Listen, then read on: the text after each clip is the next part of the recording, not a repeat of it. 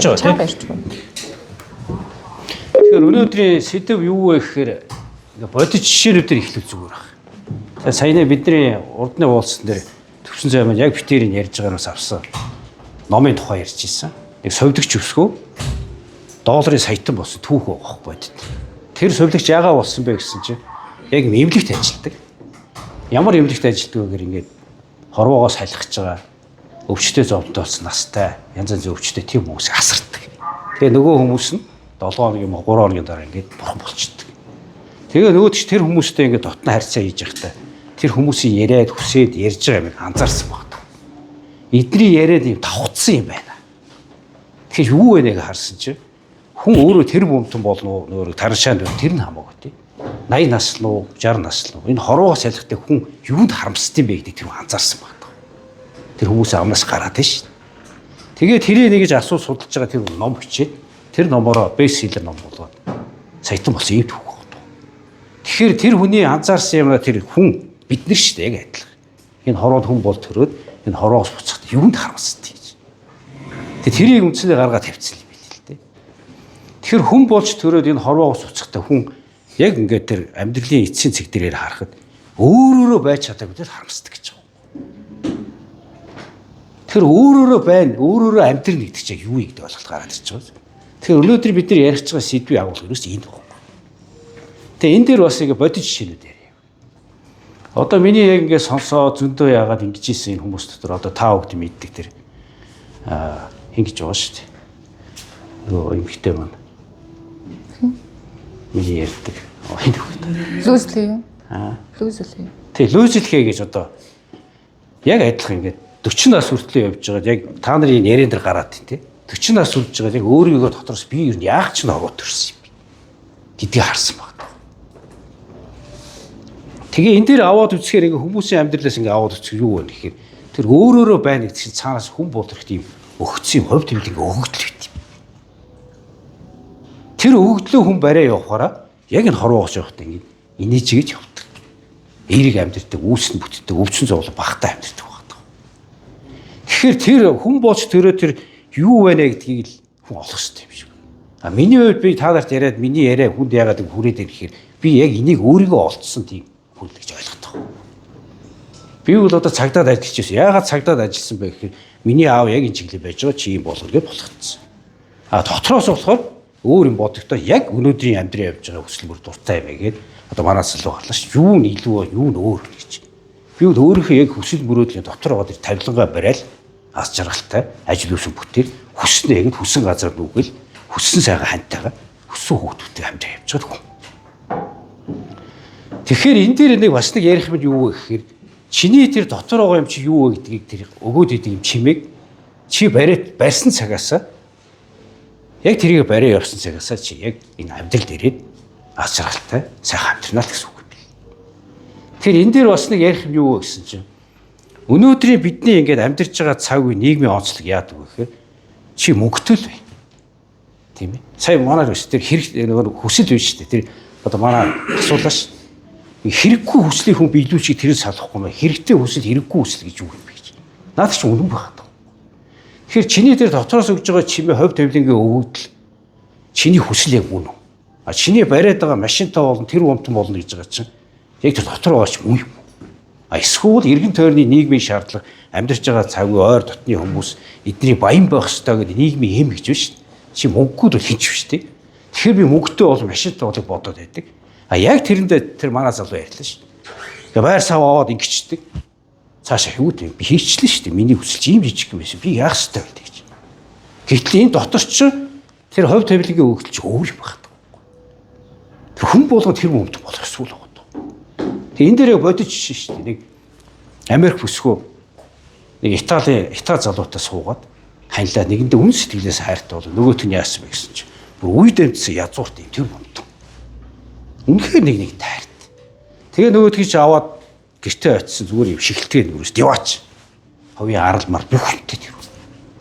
Тэгээ найзууд нь эргэн тойрны хүмүүс ямар азтай юм бэ чи хэлгээд байдаг. Өөрөө азтай гэж яваад байдаг. Тэгээд очиод амьдрын явсан чи яг манай залуу шиг. Хүн болгоно хүсдэг ингээл янзын юмд очсон байдаг. Дотор нь хоосорд. Тэгээ гайхаа нөгөөт чи өөрийгөө олохгүй Яг та нар дээр гарч ич. Тэгээд дотоос хатгаад аваз. Нэг мэлээд би өөрийгөө олохгүй нэгдэг ш. Яах ёстой вэ гэдэг. Яг ийм болоод ирсэн үед наавтайгаа ярьж байгаа аав анзаарсан юм. Миний охин жаргалгүй байгаа юм уу гэж үйлцэх гэж өөр мэдлээ. Тэгсэн чинь аав кам хоо гэж гэртээ ирсэн. Тэгээ гэртээ ирсэн яг саяны ярьж байгаа асуудал тий.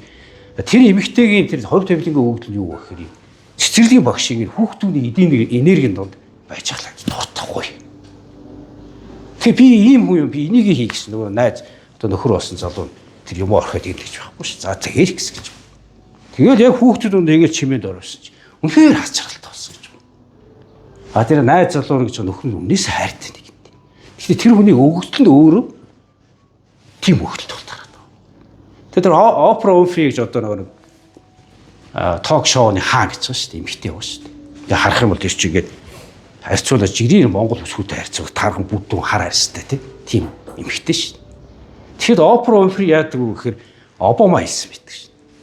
Америк нэгдсэн улсын анхны өнгөт харьцсан ерөнхийлөгчтэй. Би Опрогийн ярилцлаганд ороод танигдаад би ерөнхийлөгч болсон.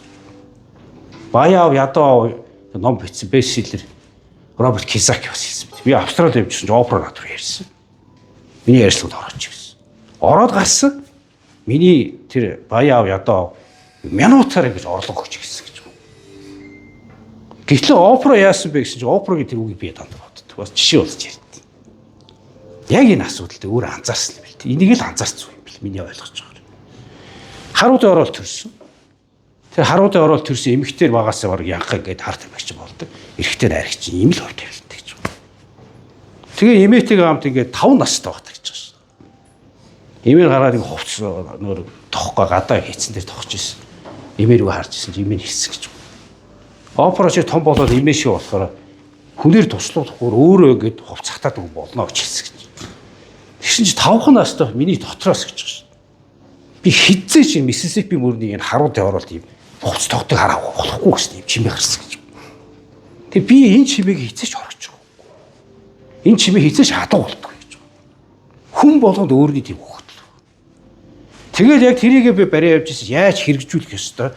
Яаж тэрийг ингэж би өөр эндээс өөр газар амьдрах вэ би мэдэхгүй. Гэхдээ би дотор байгаа тэр өөрийнхөө хувь тавилт өгөөд байгаа чимээ итгэлийг хизээч орохч байгаа гэж. Тэрийгээ бодоо явж байгаа чамд хэлээд яг цаг нэрт юм байна гэж. Тэгээ тэр өнгөт арьстай хүн бол ингээд тусдаа автобусанд суудаг хар арьстай хүн биш. Тийм цаг үед телевизийн энэ дэлгэцэнд гарсан анхны хар арьстай юм байт юм байна. Тэг яагаа гарсан бэ гэсэн чи тийм байна. Өөрөө болохоор юм сурчлага авахтай хүн дээр очлоо гэхээр тэр хүний яг юм сэтгэлийн асуудлыг нэг судалж байгаа ярьцлага авдаг. Тэгээ тэр цагаан арьс гой хөвгүүдээс илүү яриулдаг шүү. Тэгээд нэр алдартай нэг бүсгүүдээр очиж ярьцлага нэгсэн чинь цахилан дууцсан гэж ороод ирсэн. Чи энэ хүнээс ийм асуулт асууж болохгүй шүү гэж хэлсэн юм бил. Тэгсэн чи өөрөө болохоор тэр ховын асуудлыг асуудлаа үзсэн. Бүр хилэн цагтаа асуумар санагдсан гэж. Тэгээд за дүүрч энэ асуулт хөөгдөд асууцсан чи. Өөртөө сав тавил уйлал тэр ярилцлага телевизийн түүхэнд байгаа үзэлтэй болсон. Тэгүн гол Опрогийн чи тэр захирал нь оомоо гарамаа чи гутад хаар ашдаг өсгөж дэлгэцэнд гаргацсан байна. Тэгэхээр энэ тэр даалт ховстой холбоотой юм гэдэг чи дотор байгаа тэр өөрийнхөө хувь заяаны өгдгийг л улах юм байна. Чи юу ихээр дуртай байна. Тийм бооз. Тэгэхээр энэ дээр бол нас хамаагүй гэж ярьж шээ. Ирээ тархан дээр 2 дахь хам дээр л гэж. Тэгээ та нарыг Google-оор мэдээлэл байгаа шүү дээ. Одоо жишээ нь тэр Мөүсик эмээгийн түүх гэж үгүй. Бодит түүх тэр. Эмээ яасан бэ гэсэн чинь досгон төрсөн. Нөө аавын тал авах тал манайхаар нагас тал тэр чинь хэдэн үеэр тариачд. Одоо тэнд гарлаа шүү удам юм тариачд. Тэг өөрөө яасан бэ гэсэн чинь жоохон багаас юм зурмаар санагдаад идэв. Өгдөл нь тийм биш шүү. Тэр удамд байхгүй ч тэр хүн тийм өгдөлт төрсөн. Тэг аав шүү дээ. Би ингэ зураг гэсэн чинь аав нь бол манай удал 2 удал хизээс зураач байгаа чи зүгээр тариач гэсэн гэж. Тэгээ хаачиж байгаа шүү дээ. Тэгээ хаацсан чинь дотор байгаад дээ. Тэгээ нөгөөд чи яг өөрөө баг 20 өрөөг байхдаа баг байхдаа 15 таас гэлээ.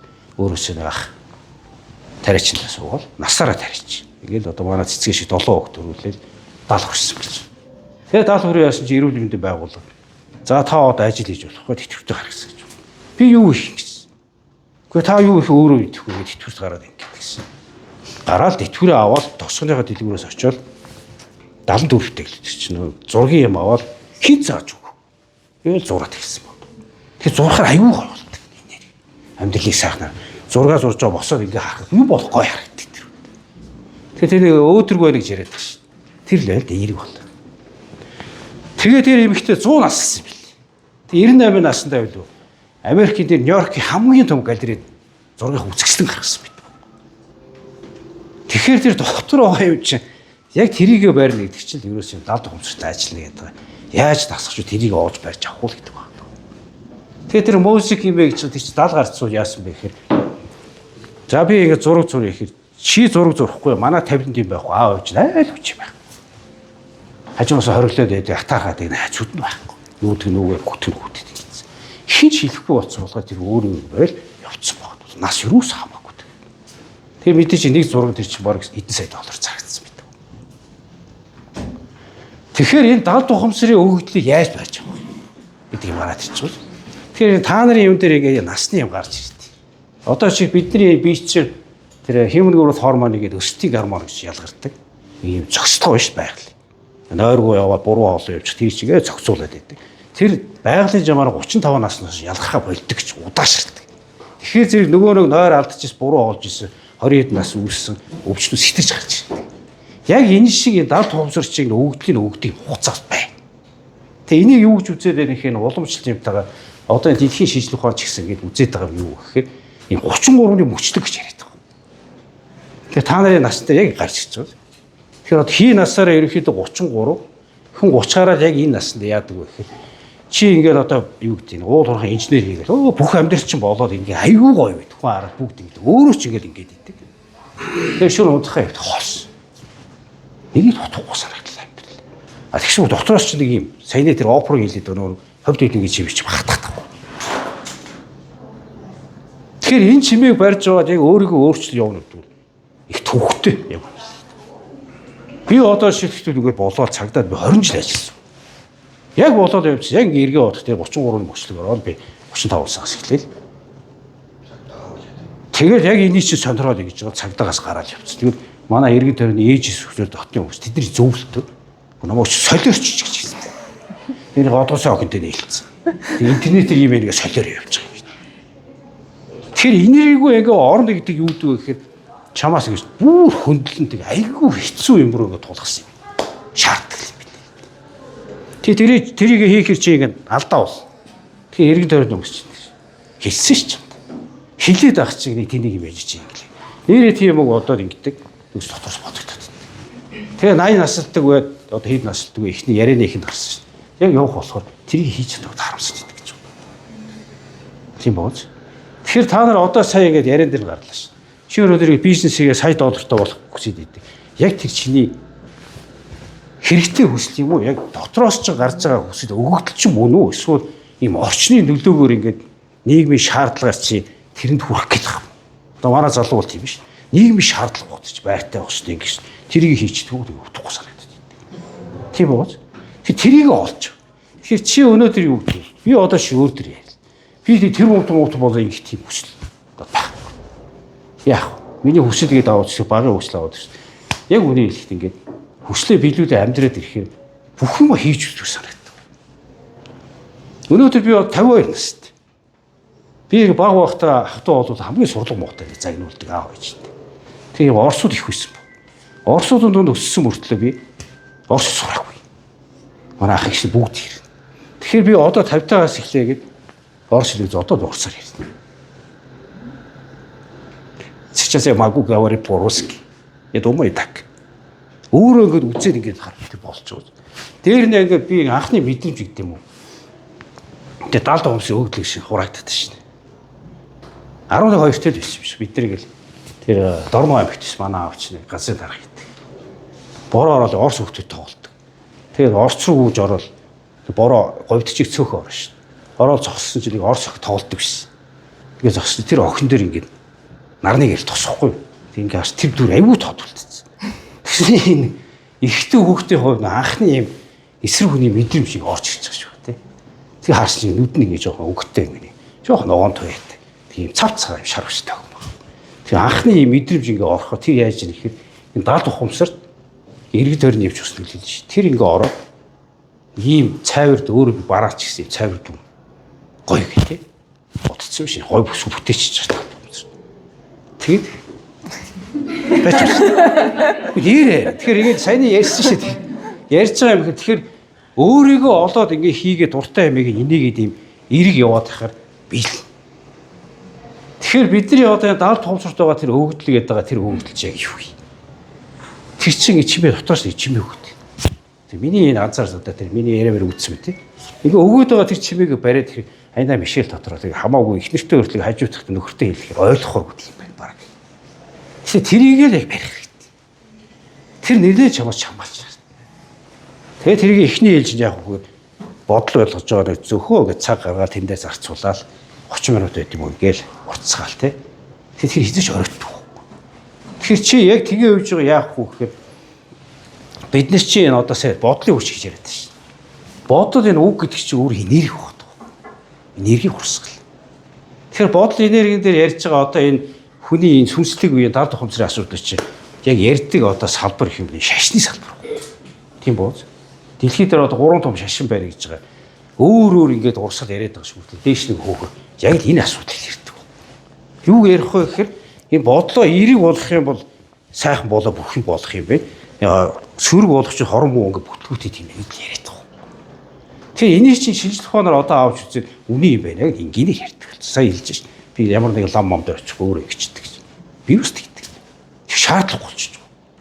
Тэгэхээр энэ дотоод чимээгээ ингээд барих арга юу гэхээр энд байгаа тэр өгөгдлөө болохгүй байвал иргэн тойрны хүмүүсийн тэр ийм тодорхойлт юм байлээ л миний ойлгож байгаа. Одоо өөрөө чи юу гэдэг багаас наав ич ийм хэлсэн бол чи өөрөө болохоор дотроос өөр юм бодоод идэг. Иргэн тойрны хүмүүсийн тодорхойлт чи яваад байгаа. Тийм боос. Тэгээ манайх нэг удамдаа нэг эмчтэй өсдөг нэг огнавч эмч болгочтой. Нөгөөт чи болоод тийм өөр юм бодож. Тэгээд хичнээн аваа шангал байгуулаад ингээ яваа мундаг эмч ч гэсэн дотор нь тэр нь өөр юм бодогдсон. Тэгэхээр энийг яг аав ээж буруу биш гэж үзээд байгаа. Аав ээж чи тэрийг ойлгохгүй учраас тэгээд битээр хувьд одоо энэ чи ойлгодог болсон хүүхдүүдэд тэр өгөгдөл харддаг. Ямар өгөгдөлт тий би том үг хийж хичээлэр шахдаг. Нэг юм жуулаад үздэг. Жохон дургүй оргоо явах юм бол чи мөнгө өгч явах чи явсангүй загнах. За энэ нөгөө хүсэж байгаа өөрх нь биш вэ? Тийм ээ. Тийм аягаар ингээд яваад амьдрал юм гэрэл гэдэг л болгоод ирж байгаа юм. Тэгээ манай залууг хэлж би бол хүснээ л хийж юм. Тэгээ баг ухтаа бас нэг юм 130-аас хилээд нэг нохоо самардаас өрцсөн юм 70 сураад чадаагүй да гэдэг орцсон байсан хүснэ одоо их ч баг 40 жилийн өмнө хүсэж байна. Одоо би биелүүлэх гэж битээ усан ч явчих. Тэгш нас бас юус хамаагүй. Тэгэхээр чи энэ одоо энэ даалт хомсроо одоо ингээд өөрчлөх гээд байгаа ойлголт юу вэ гэхээр энэ үү ерөөсөө чи хувь тавилангийн өгөгдөл барьж байгаа гэдэг. А тэрийгээ чи бариад ингээд явж байгаа.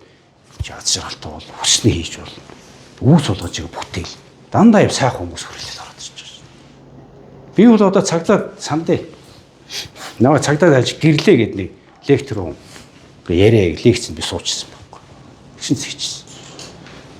Би цагдаа хүмүүсийн өмнө анх удаа ингээд юу хийж байна. Лекц уншиж байна. Тэгээ надад ийм мэдрэгдээд байгаа юм тийм хүн та нарын юмнаас ирж байгаа юм энерги юм аюу хүнд үе надад гэж байгаа. Тэгээ яагаад юм бэ би ингээд та нарын сая яриа хийх юм та нарыг харж байгаа хүлээгээ сууж бодлоо л гэж байгаа. Тэгэхээр цагдаагийн хаалгаас чи энийгэд орж байгаа жаргалтай юм байдгүй биш гэж байна. Эсвэл юм алдчихсан шүү дээ. Олоос 15 нэг эсмэс зацах гал ийм сөрөгдөр тавьчихсан хүмүүс болдог.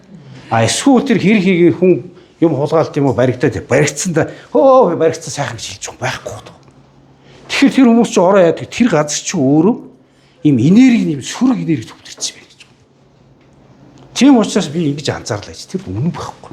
Тэрийг би одооны өнцгөөс ингэ харах юм үнэн байх. Тэгэхээр энэ дээр тэр даалт ухамсараа яа гэдэг чи өөрийгөө ийм эргэл болох хэрэгтэй. Эрэг болох хэрэгтэй. Тэгэхээр бодлолчнаас энерги гэж нэг сайхан бодол бодох чинь чиний дотроо гэдэг дааврын систем биш л үүрэгтэй таа. Дааврын систем чинь ийдис болгож шүү үүрэгтэй. Нэгдүгüүрт.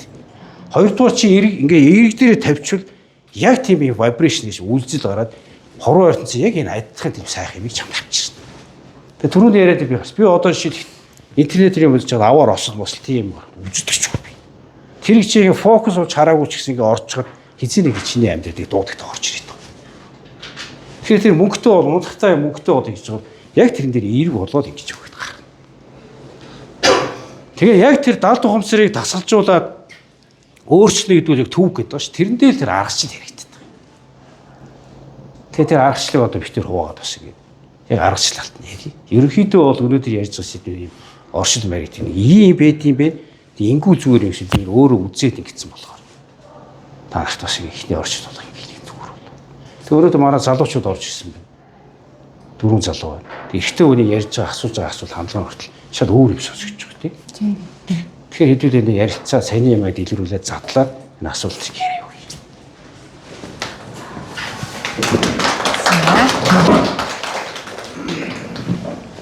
За та хэд маань саяны сонсон дээр дөрүүлээд бас асуулт дахиад гарч ирэх юм бол хамаагүй шууд хэлээд асууж болно. За саяных дээр бол ерөнхийдөө өгөгдлөө олох гэдэг нэг юм гараад ирлээ шүү дээ тий. Тэгэнгүүт одоо та хэдээсээ яг шууд ингэж асуучих. Энэ өрөөнд байгаа хүмүүс дотроос би яг тэр нэг дотоод өөрийнхөө энэ хорвоод нэг төрөөд тий ийм юм хийх гэж төрсөндөө тэрнийхээ төлөө явж байгаа гэж өөрийгөө бодож байгаа хүмүүс нь гараа өргөе. 1 2 3 4 5 6 за 7 8 за бас 10 бараг хүрэх гэж байна. За тэгэнгүүт за би ингээд ерөөсөө ер нь энэ хорвоод яах гэж төрсөн бэ гэж бодож байгаагүй юм байна. Энэ талаар бодож байгаагүй. Би ингээд өөрийн те амьдралын ингээ өмнө байгаа зорилгыг л биелүүлэх гээд ингээд яваад байсан гэж бодож байгаа хүмүүс нь гараа өргөе. Зөв буруу хариулт байхгүй шүү дээ. Энд чинь зүгээр л хүний биднэрт байгаа л амьдрал шүү дээ, тий. За 1 2 4 5. За тэгэнгүүт одоо сая сүүл гараа өргөсөн хүмүүсээс асууя. Асуулт байна уу та хэд мэн? Одоо яах вэ?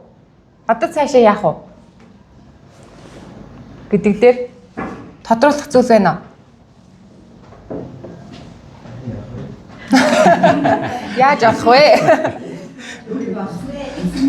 Түрүү харин яг тийм болж штэ. Одоо болохгүй нь яах вэ? Болох нь яах вэ те? Тэгэхээр энэ дээр нөгөө нэг монголчуудын өөрийн уламжлалт арга байна. Манай монголчууд болохоор хүний насыг үечилж хуваадаг. Яг саяны хөгжлийн тархины хөгжлийг үе шатаар нь хуваадаг. Хүмүүс нүүдэлчид эрдэм мэдлэгийг хурааж хоримтлуулж яваагүй гэж үзээд идэг. Гэтэл манай нүүдэлчин хүмүүсийн хувьд давуу тал нь саяны далд ухамсартай холбогдох буюу сүнслэг биетэйгээ холбогдох чадвар нь маш өндөр байдаг. Тэрийгээ бид нэр бичиж суух, ном, судар бүтээх, зав цаг байдаггүй учраас ихэвчлэн зүүр цэцэн үг ч юм уу болгож өв уламжлал дотор хадгалдаг байхгүй. Тэгээд ээж нь сургалаа, эмээ сургалаа, аав ээж нь хүүхдэд сургахад тэр хүүхэд өөрийн далд ухамсартай тэр мэдлэгийг хураагаад авчдаг. Тэр нь ингээд заавал бид нар шиг ном бичиж өгч байгаа биш. Үйлдэлээр аав ээж нь харуулцдаг. За тэгэнгүүт тэр хүүхд тэр өв соёл дотроос би сүнслэг биенийг ингэж авч явах юм байна гэдэг аргыг сураа явдаг. Яагаад өв соёлыг ингээд бид нар хадгалах ёстой ингээд те бид нар одоо нэг юм өв соёлын юм хийгээд яваад байгаа шүү дээ. Зарим хүний өнцгөөс харахаар их сонио. Та наанаас ямар ашиг олдсон юм гэж байгаа байхгүй юу? Ашиг олдгүй шүү дээ. Ашиг олохгүй шүү тэгээд яагаад цаг хугацаа зарцуулаад байгаа. Гэтэ тэр хүний буруу биш шүү дээ. Тэр хүний өнцгөөс харахаар айгүй ингээд юм хийгээд нь шүү дээ тий. Тэгээд тэр нь ингээ өөрт нь ашиг тааж биш. Тэгээд нөгөө сурсан хүнд нь ямар ашигтай юм те. Тэр өв соёлыг ингээ хүүхдүүдэд дэлгэрүүлэхээр ямар ашигтай. Тэгэхээр өв соёл дотор чинь бидний сүнслэг биений далд ухамсарын мэдлэг яваад байгаа байхгүй юу? Өв соёлоос хүн холдвол яах вэ? Тэр мэдлэгнээсээ тэр чигтээ холдчих гээд байгаа байхгүй юу? Тэгэхээр чинь үнэхээр одоо эмзэг мэдлэг байгаа даа зү. Тэгээ бид нар чинь нөгөө нүүдэлчин гэрээсээ гараад байгалаас холдоод байшин сав руу ороод ирэхээр энэ мэдлэг чинь тэр чигтээ алга болно. Яагаад гэхээр тэр Монгол гэрийн доторх ахуй дотор чинь энэ мэдлэг нөгөө өв соёл чинь яваад байгаа байхгүй юу? Яагаад би тэр бүхэл бүтэн 5 жил Ховд аймагт очоо те бас л хүмүүсийн өнцгөөс харахаар их сонин те бүр 1600 км-ийн тэнд очоод те хүүхд төрүүлээл тэнд тэгээд ашиг ажил олдохгүй байх чинь тэнд юу хийгээд идэгин тэнд чинь өв соёлыг сурч авч байгаа байхгүй юу? Гэрт амьдарч үзээгүй хүн хичнээн номноос уншсан ч гэсэн тэр өв соёлыг сүнсээрээ мэдрэх боломжгүй. За тэгэнгүүт монголчуудын хувьд ийм мэдлэг байгаа. Насны 3 мөчлөг байгаа. За одоо сүүлдээ нэг 60 гэдэг тоог нэмчээд байгаа. Гэхдээ биднэрт хамгийн ойрхон тоо нь болохоор 3, 13, 33 гэдэг ийм мөчлөг. Энэ бол монголчуудын өөрийнхөө өв соёл байдаг. За тэрийг батлах нэг зүйл нь 3 наснд яадаг үлээ хүүхдийг үсийг авдаг, дайх авдаг. За дайх авах ёслол чинь ямар утгатай юм? Яагаад дайх авдیں۔ Та хэд мэдэх үү? Хүүхдийнхаа дайхыг авсан уу? За яагаад авсан? Тэр ямар одоо үйл явдал ард нь бас би босоод ярьчихэд тэгэхгүй. Авах ёстой гэж бодоод авсан уу? Эсвэл аав ээж өвөө эмээ өө зөв. Дахиж төрж байгаа гэдэг сайн үгээр өрөөнө гэж байгаа тэр хүүхдийн аштын замыг нь засаж өгч юм ч гэдэм үү те. Тэгэхээр 3 наснд яадаг вэ гэхээр бид нар хүүхдийг нэг ингэж идэг шүү дээ. 3 нас хүртэл өмнөх насаа сандын гинлээ тий. Заримдаа ингээ юм хараад, заримдаа юм заагаад идэг тий. Тэр жинхнээсээ бас болдог. Бид нэр ойлгохгүй байгаа ч гэсэн нэрнгээсээ тэгээд байгаа юм шиг аав ээжийн сүнс буцаад ирсэн юм шиг яг адилхан үйлдэл хийх тохиолдол гардаг. Тэр юу вэ гэхээр 3 нас хүртэл хүүхэд энэ наадны ил ухамсар ажилтгүй байхгүй. Далд ухамсараараа яваад байгаа байхгүй хүүхэд. Гэхдээ хүүхд тэрийгээ санах уу? Санахгүй шүү дээ. Ил ухамсар байхгүй нөгөө далд ухамсар чи идэвхтэй байгаа юм чи хүүхэд өөрөө санахгүй. Тэн дээр юу болдог вэ гэхээр ёстой нөгөө өгөгдөл нь ил байгаад идэг байхгүй. Нөгөө хүүхэд сүнснийх нь өгөгдөл нь яах гэж төрсөй те.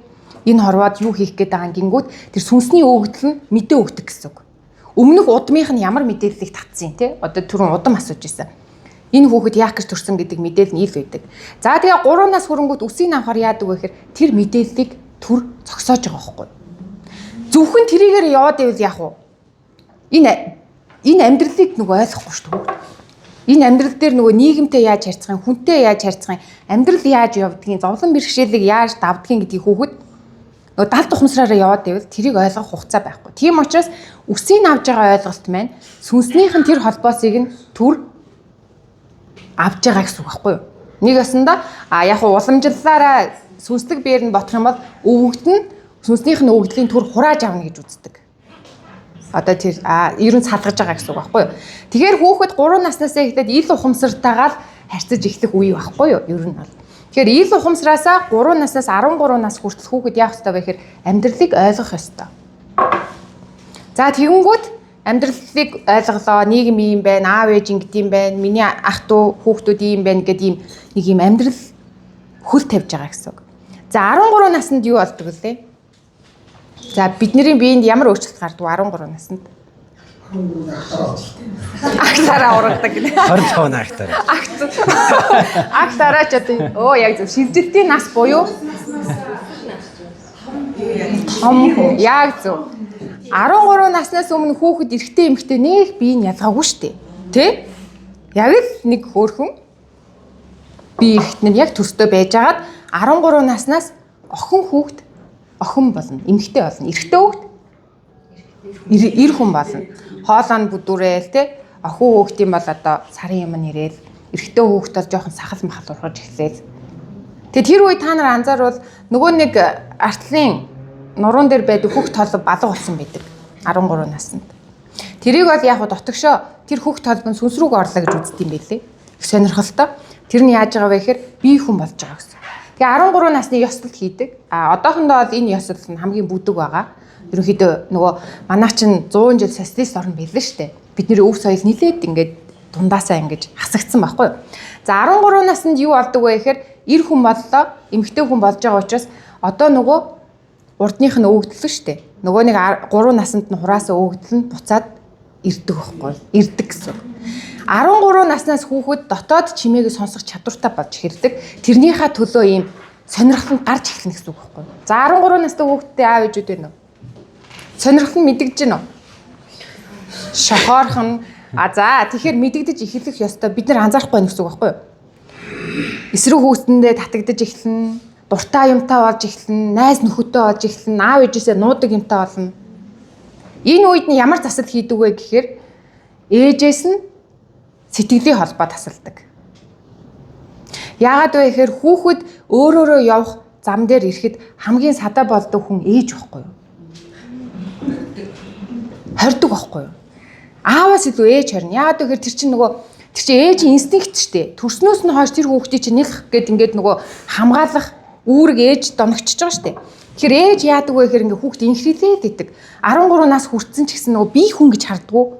Нөгөө нэлэх балчир миний хүү, миний охин гэж хараад идэг болохоор энэ дээр яадаг вэ гэхээр монголчууд сэтгэлийн холбоос таслах буюу ээжтэйгээ ээж нь за миний хүү өөрийнхөө явах эрхтэй гэдэг юм. Ёс хийдэг юм байлээ л дээ. Ингээд одоо эрх чөлөө өгж байгаа гэсэн үг. миний хүү дуртай юмаа хийж болно те. А гэхдээ тэрийг даван туулаад хэцүү байхад нь ч гэсэн ээж оролцохгүй байхгүй юу? Юмд нь ингээд урдаас нь гүгээд тахгүй болно гэсэн үг байхгүй юу? Би даалгах хэвээр үе явж байгаа байхгүй юу? Ийшээ тийшээ юмд гадагшаа явахт нь хүртэл санаа зовхгүйгээр ээжийн амнаас гарч байгаа үг ээжийн санаа зовнод одоо сая бодол гэсэн шүү дээ. Бодол ээжийн бодоод байгаа бодол хүүхдэд маш том хориг болдог. Аав ч гэсэн адилхан. Гэтэ аавууд ер нь нэг гайгүй дээ. Нэг тийм хязгаарлаад ингээд жижиг юм болгонд нь оролцоод байх нь гайгүй байдаг. Ир энерги угаас тийм байхгүй. А эмэгтэй хүн бол деталь болгонд оролцох гээд энэ ингэчих вэ? Энэ орой үдэш явж байгаа хүүхдүүдтэй ингэчих вэ те? Гар хөл нь яачих вэ гэх тэгээ загнаад орж ирэхээр нориотлоо гэл. А гэхдээ энийг хориглохгүй тэгж муу юмнаас сэргийлэхгүй бай гэсэн үг биш. Зүгээр өөрөөрөө явах өвдлөө олоход нь ээж саад болохгүй байх ёстой гэсэн тийм зан үйл өгдөг. Манай хүү сая 13 хүрсэн. Би тэгэд энийг хийсэн. А тэрнээс хойш би өстой хичээлээр шахахаа болсон. Үнэхээр дургу бол тэр хүүхэд хүн болгон математикч тий онц сурдаг, алтан медаль авдаг байх албагүй шүү дээ. Тийм үстэй. Тэр хүүхдийн өгдөл нь өөр бол тэгээ одоо яг харахаар яг аавтайгаа адилхан болоод байгаа байхгүй юу? Аав нас ийм байхгүй дураараа өөрийнхөө юм хийх дуртай хориг тавих тусам илүү зөрүүдэлдэг. Бүр ууралдаг тэрэнд тий. А өөрийнхөө сэтгэхээр харин тархин бүр хязгааргүй сэтгэдэг. Тэгэнгүүт энэ хүүхдийн өгдөл чинь илүү аавын талын мэдээллийг татсан байна гэдэг мэдэгдэж байгаа. Тэгэнгүүт охин ингээд өглөө сэрэнгүүтээ яг ингээд хичээл хийгээд эхэлж байгаа хгүй өөрөө би шахаагүй байхад. Яг миний өгдөл ингээд тэн дотроос яваад нь штэ тий.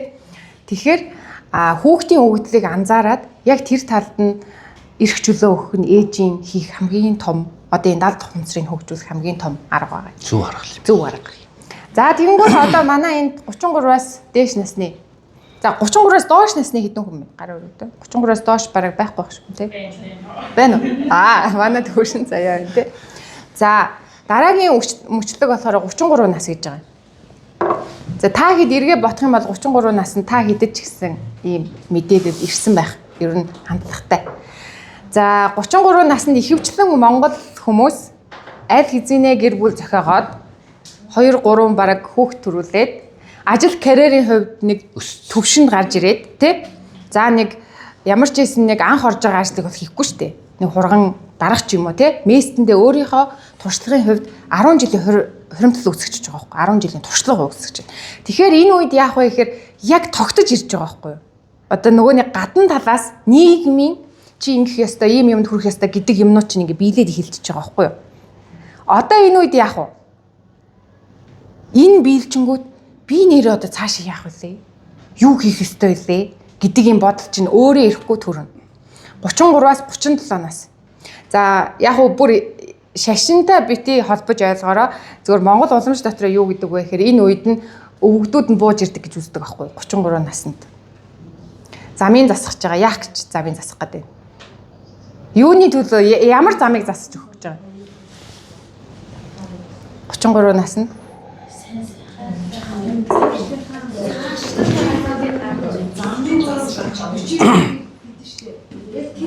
тэр нас хүртлээр тэр замаа өөрөө засах юм гэж байгаа юм.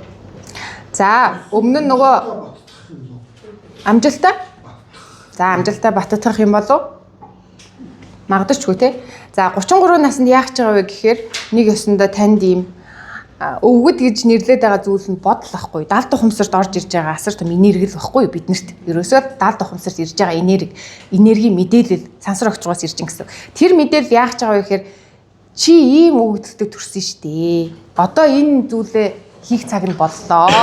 Чи 33 жил одоо нийгмийн ч юм уу те аав ээжийн ч юм уу ийм гадна хүрээлэлээр явсан бол одоо доторх өвгдлөөрөө явах цаг чинь боллоо гэдгээр дахиад ирж байгаа гэсэн. Хэрвээ энэ үедээ хүн анзаарах юм бол амьдралд маш том өөрчлөлт гардаг. Гинт карьераа орхих ч юм уу те эсвэл бүр ингээд шал өөр юм руу ингээд яваад орох ч юм уу. Бүр эсвэл бүр ингээд бүр газарт унах ч юм уу. За энийг хүлээж авахгүй бол юу болох вэ гэж. За хүлээж авч байгаа хүмүүс нэвтэхэн ингээ гоё ороод явна.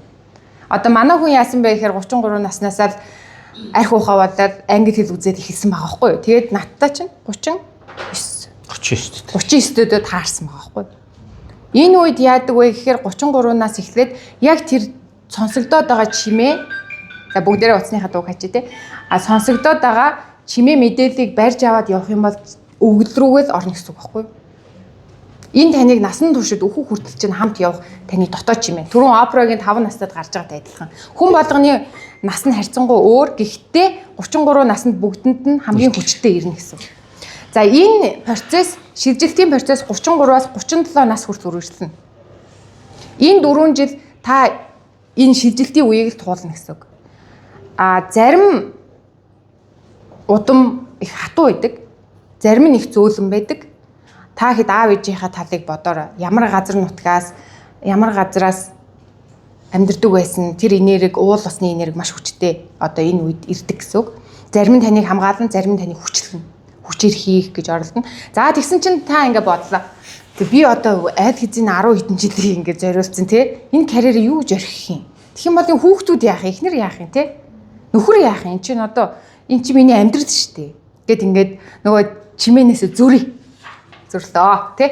Энэ одоо гэж бодогжл эдийн тэгж жагаад алга болох байлгүй дээ. За тэгэх юм бол яах вэ гэхээр зүүдээр орно. Зүүд мэдрэгдэж эхэлнэ. За шахна гэсэн үг байхгүй танд шахалт ирээд байна гэсэн үг. Одоо нэг бөөгийнх нь тэгдэж штэ тий. Юм авахгүй болохоор шахаад идэг гэдэг шиг яг тэр чинь хүн болгонд угаасаа явдаг процесс байхгүй.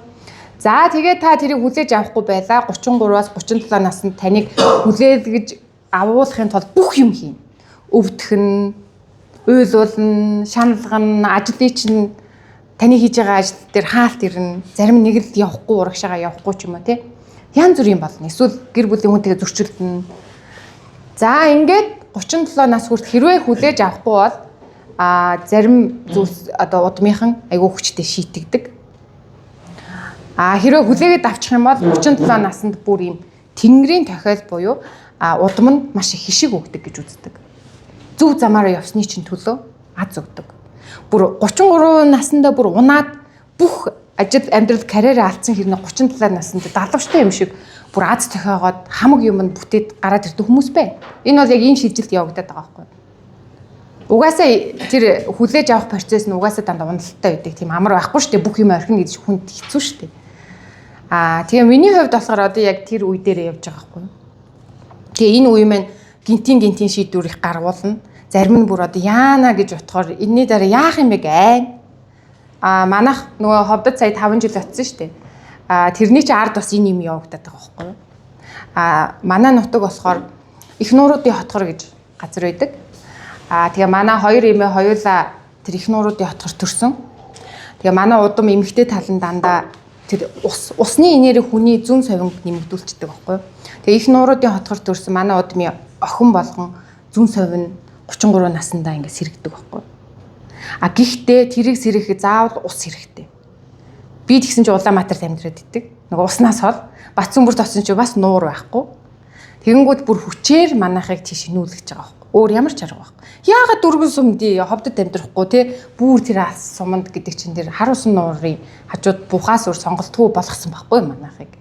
Тэгээд тэнд нь очиод нөгөө заавра дагаа явахаар өөх ёстой зүйлийг чинь чамд өгнө. Тэгээд цаг нь болохоор за одоо дараагийн алхам чи ийн гэд. Тэгээ хүмүүс ингэж бодоод байдаг. Нэг өвглөө олчингууд тэр нь ингээд нэг л ийм даалгавар байд юм шиг те. Бидний өвгдөл ингээд нэг л даалгавар байд юм шиг бодоод байдаг. Гэтэл шат дараас маш олон даалгавар байдаг. Эхнийхээ биелүүлээд зөв алхмаа хийнгүү дараагийнх нь алхам дахиад гараад ирдэг. Ингээ явсаар хагаад нэг мэтгэд маш олон адал явдалтай аз жаргалтай ийм даалгавруудын цуваар руу яваад очдөг байхгүй. Тэгээ энэ мэдрэмж өөр хамгийн гоё мэдрэмж. Ийм мэдрэмжийг мэдрэхгүй ямар олон жил 33 нас хүртлээ ингээд юу хийгээд юу хараад яваад исэн бэ гэж хүн бодогдохоор тийм үед гарч ирдэг. Хатуу гэдэг нь түрүүнийх юу хэлээд байгаа гэхээр энийг хүлээж авахгүй бол юу болдог вэ гэж. Зарим удмынхан болохоор ялангуяа жоохон дайчин цустай айгу хатуу тий үйл хийдэг байсан хүмүүсийн удам бол заримдаа хэрвээ ингээд юма одоо энэ хүслээ авахгүй байх юм бол бүр амийн авахд бэлэн байдаг. Тэгээ 33 насны ёс гэдэг нь юу вэ гэхээр энийг аргадаж хийдэг байхгүй. Хэрвээ хатуу удан байх юм бол зөв зам руу н оруулах гэж яах нь. Тэр хүүхэд биш шүү дээ. Одоо би хүн болсон шүү дээ. Тэр хүн дээр ажиллана гэсэн үг байхгүй юу? Аав ээж. Зарим нэг ёс мэддэг яг настай хүмүүс нүүдэлчд бол тэр хүүхдийг 33 наснд нь Та хэд 33-ны мөчлөг гэдэг нэг юугаар яваад байсныг очиод манцуулаад нэг ээж мэж байгаа мó интерлөө үнэрлээд тэр юуроос биш байхгүй. Тэр чинь юуроос тэр аав ээж нь явж хамаагүй. Тэр яах ёстой вэ гэхээр өөрийнхөө дотоод өгдлөл олох ёстой үйл байхгүй. Дом хамаагүй. Яг хүмүүс ээжигээ очиод баярлуулахаар ээж баярлахаар мэдээж тэр хүүхдэд сайнаар нөлөөлнө үстэй. Тэр бол мэдээж байх ойлголоо. Гэхдээ яг цаад мөн чанар нь өгдлөө олох байхгүй. Өгдлөө очиод тэр зам чинь тэгшрээ явна. Өгдлөө олохгүй бол яах вэ? Мөрөө хазгаа болохоор тэр чинь зөв зам руу н оруулах гэж янз бүрийн арга хэрэглэнэ гэсэн үг байхгүй. Ийм нэг процесс болдог. За тэгэхээр та хэд мэн энэ дээр хэдүүлээ нэг дасгал ажиллаж үзэх үү? Чи энэ дээр явж байгаа тайлбар хий. За тийм. Ерөнхийдөө буйнаа маань одоо ингээд битэрч насны зөрүүтэй. Сая ярьлаа 33-ны мөчлөг нь орсон учраас одоо манай заяа тунгаа гिचэн тэр анзаарч цэцгээд. Буйнагийн одоо жишээ нь 5-6 жилийн өмнө ярьжсэн яриа бол юм шинжлэх ухаан сурт. Харвардын их сургуулийн гэсэн юм, Стэнфордын гэсэн юм тийм. Мюнхений их сургууль Германд ийм судалгаа хийж шим судлалын шинжлэх ухаан гэж шинжлэх ухааны юм барьж ярьдаг гэсэн бол одоо юм өв сүлрэг орчдөг. Тийм бооз. Тэгэхээр заримдаа яа төхөр аваад үзэхээр манай буйнаас ч өөрөө тэг хоёр имээ юм дарь их хүмүүс. Өгөгдөлтэй. Ийм хүний хувь тавилт үздэг хүмүүс. Тэгээ яг тэрнлүүг орчдөг. Тийм учраас би энийг мэдж байгаа учраас битэр энэ сонгож ирсэн тархаж гэсэн учруулах тэр уул усны юм бариад байгаа. Тэгээ сайн тэнд гарч байгаа удмын юм яриад шин. Тэгээд би бол одоо жишээд буйнаа таах тарилж байгаа. Би бол орон сууцад төгссөн. Монгол гэр ихэр би нэг майхан гэж боддог гэсэн байхгүй. Тэгэл яг тэрийг чи өөрөө дотор нь орж үзээ тэр Монгол ах уу гэдэг чинь өв соёл гэдэг чинь дотор нь орж иж юм амилтын маа гэж хүн хэлжсэн байхгүй. Настаа. Тэгэхээр тэр яаж юм гэхээр энэ Монгол өв соёл гэдэг чинь юу вэ гэхээр энэ байгаль ертөнцтэйгээ харьцах юм ухаан багтах. Тэгээ яг тэр хөдөө очиод би бол одоо тэр Арамат уулгаж тэр ховдын уулан хоёр өвөл яг энэ Монгол өөрөх гэж газар өвлөдсөн байхгүй. Тэгээ өөр болоо тэрийгээ сураад ирэхээр яаж юм гэхээр энэ өв соёл гэдэг юм чинь мэдлэгээр олж авдаг боловсрол биш үү. Энэ мэдрэмжээр олж авдаг боловсрол гэдэг. Өөрөө галт хүлж үзэн, даарж үзэн тэр уул усны энерги нь мэдэрч үзэн. Тэгэхээр чамд нөгөө зохиолч хэлдэг шин онгод орж ирж байгаа шиг постын үг ороод тэр юм бичиж. Тэгээ хэдэн мянган ширт яваад байгаа тэр. Тэгэхээр тэр яаж юм хэрэг дард хумцрын төвшөнд энерги юм яваад байгаа биз. Тэгээ миний яриа үзсэн миний анзаарснаар юу гэхээр Монголын энэ нүүдэлчин өв соёл гэдэг чинь өөрөө философи юм байна. Бага амин ихэмэ түшиж амьдрна гэсэн ийм философи байна. Тэгэхээр энэ юу гэсэн үг вэ гэдээ аваад үзэхээр одоо бүгд мэдэн шин. Сүнсний гээл юу гэдэг гүйдэлтэй газар мазар гэж уул усан доош очтгүй газар гэдэг л хатуу матууг яриад байгаа чинь юу хийм хийсвэр ойлголт байна. Тэгэхээр тэр шинжлэх ухааны талаас нь аваад үзэхээр хийсвэр зүйл хамгийн хүч оршдгоо гэдэг. Тэгэхээр бидний хооронд өөрснөө анзаарахгүй мөртөө тэр Монголын хилээд байгаа юм чи юу гэхээр наад царыг дэшээр мөнх хөхтөн гэрэж хилээд байгаа юм чинь дээр харьж байгаа цэгэр ганц юм биш билээ шин. Тэнгэрийн хаяурт бидний хооронд энэ хийсвэрийн орон зай хилээд байгаа. Тэгэхээр бага амин их ямаа төсч амьдрна гэдэг чинь тэр уулнаас энэ хажууд байгаа энэ бидний нүдэнд харагдахгүй бол биднэрт нөлөөд байгаа энергитэй хэрхэн цогцож амьдрах юм. Тэр ухаан багтав. Өглөө гараа сүүн заслаар өмнөөсөө хэлгээд тэр үгийг тэр уул сонсохгүй шиг харагдана. Мухар сүсэх үг багтав. Үнээсээ хэлгээд энерги яг тэр үгийн энерги сэтгэлээс хаж чичрэл тэр уул руу нөхцөлддөг. Тэгээ тэр малаа өчөөгт ингээ өсгөгддөг. Тэгэхээр энийг чи өөрөө шинжлэх ухаан шашингууд ингээ тайлбарлаад байгаа. Тэгэхээр бидний ойлголт юугээ сайн гарлаж тэр удмын ойлголт гэж байдгүй байна тэр чи. Тэр чи одоо ингээ бүгд та нар одоо жишээ та нарын цахмын юу гэдэг одоо тэр нэг түшиг гэж залуу ютубер хийцсэн байлээ шүү дээ. Ерөөгийн сүнстэй баш. Та нар одоо шөнө очиж яг зогсоож байгаа манай залуу чи орвол орохгүй шүү дээ. Мэдрэгтэн тэр чи ингэ чичрэл өстөө үсэг харж байгаа. Тэгэхээр эн чи юу хэлж ийм гэхээр нөгөө нэг философи энэ махан бие биелээ байгаа юм чи энэ хийсвэр юмтэй харьцах ойлголт. Тийм бооз. Та нар анзаарч байгаа хичнээн та нар орон сууцнд амьдарч байгаа чинь ингээ унтаал одоо яг энэ 33 мөчлөгч орж байгаа хувь зэвлэг явж хатгаал тий нөхөр их нэртэй ингээ хэрэлдээл таарахгүй гэл байна шүү дээ. Тэр орой ингээл хэвтэл унтахаа хорвоо ертөнц чи энерги нь өөрчлөгдөж байгаа ш нар байхгүй бол. Тэр үед чи яг мэдрэгдэж байгаа. Чи хооцол ингээ хийж байгаа дутуу санагдтал. Шал дим гэж байгаа шиг ингэж өсвөрг байдал ингээ дамбаалт ирж байгаа. Энийг чинь яг энэ амьдрал гэдэг чинь энэ даалт ухамсарыг өгөгдлөх чинь энтэйгээ зөв харьцал ойлголт байна. Ер нь усана. Энийг шинжлэх ухаанаар тайлбарлаад байна л да. Одоо жишээд 33-ны мөчлөгт яадаг вэ гэхээр эхнэр нөхрийн хоорондын асуудал ингээ таслаад англиар middle age crisis гэж нэрлэсэн шинжлэх ухааны нэгшил. Тэр яадаг вэ гэхээр дууд насны хямрал гэдэг. Түр яагаад хямраад идэв гэж. Тэгэхээр л яг тэр учид зүү тогтлыг аваад үцхээр саяны нөгөө хувь тавилангийн хөвгдөл гарч ирээд буйнаа ярьлаа шүү. Гой карьер бүхэндээ хүртсэн байдаг. Ингээ хоосроо. Тэр тэрийг ойлгох нөгөө хажуутгаар ойлгохгүй. Тэгээ нөхөртэй харьцах өөр хүмүүс гарч ирдэг. Энэ насантай хүмүүс анх сууж ирсэн хотоос илүү салсаар байдаг гэдэг. Тэгэхээр бидний энд цуглаад байгаа яриач юу гэхээр энд битээр янаас минь надад тохиолдоод байгаа сэтгэлийн асуудал шүү дээ. Энд чинь ийм зүйл тогтол энийг би бас анзаараа энэ дээр нь юм зүгээр юм байна гэж бодохоор гоц. Тэгэхээр бид нар чинь махан биеэр хоёр талаасаа аваад төрсөн юм тэр удмын юм ярихад энэ чинь нөгөө Германы одоо тэр нэг хэмбэлтэй чинь ном бас нэрийг марчиж. Эмэгтэй бас өөрөө өөрийнхөө амьдралаар ном бичсэн баг. Тэр нь юу вэ гэхээр удам угсааг энэ Азийнхны дорныхны яриад идэх холцоо яриад чи үний юм байна гэсэн. Яасан бэ гэсэн чи залуу яж тэр Африкийн хар залуутай сэтгэлтэй бол наан царж суугаад жимсэн болоод хар хөхт гаргацсан. Тэгээд өөрөө хар хөхтөндөө охин байсан гэж томроод ирсэн. Нөгөө охин яг энэ 13 мөчлөд ороод ирсэн ирсэн. Шү зүүдлэхэр ингэ тэр Африкийн омогт очил нэг хүн туулцаад тэр зүүдлээд идэв. Тэгээд тэр охин өөр хэлсэн баг ш. Тэгээд ямар учиртай юм бол гэдэг тэр аав нь ямар бүүвт. Тэгээд ээжээсээ шалгааж асуусан чи нэг тийм уусыг Кенич хөлөө хүн гэж.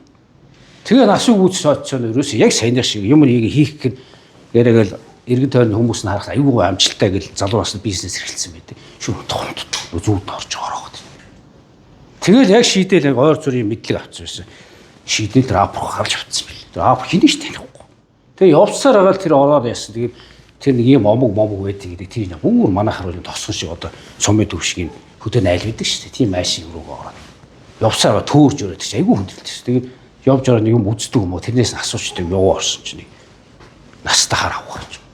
Чи яас удаж ивч зөндөө хүлээлээс гэж. Тэр энэ чинь амьдрал байгаад байгаа. Тийм бооз. Тэр энэ философи авч Монголын тэр улам шиг бидний энд амьдарч ирсэн хүмүүс энийг чиг ойлгоод өв соёлыг хөгжиж байгаа юм лээ шин. Амьдралын ухаан бох өв соёл гэж. Тэгэхээр энэ дээр тэр удам юм яагаад яригдах ёстой вэ гэсэн тэр Монгол ёсоор би өөрөө нэг мэдрэмжээр авлаа шин. Монгол ёсоор юу гэж үздэггүй бид нар аав ээжээс бүтгэхэр аав ээж төрсөн нутаг гэдэг тэр тэдний яс нь хадгалагдж байгаа учраас ариун газар гэж байгаа. Энерги бийждэг тэр. Тэгээ чи одоо юу гэдэг ээж авч ээж чинь баян онгор юм бол тэнд очих тэр уулгч энерги ч таньдаг гэдэг. Яагаад гэвэл тэр хүмүүсийн сүнсэн дээр очиод цус нь бидний бие уусаад байгаа. Тийм бол манаас бол аав ээж аль нутаг вэ? Аа зовных ээж hodных. Тэгэхээр тэр хоёр тэр алтаа нурууны энэ хангаа нурууны тэр энерги юу чамаар орсон цусны мэдээлэл тэр эцэг өвгдөө тэр цус гэдэг чамаас өмнө авч бүх тэр мэдээлэл бидний цус нь тэр генетик нь хадгалагдаж идэв юм бэл. Өө манай хөлт төрсөн өөт байдал гараад ирсэн. Тэр хэлээд байгаа. Энэ манай өвөө нэг ийм авиртай байсан. Би ийм биш бахт энэ ийм байна гэж.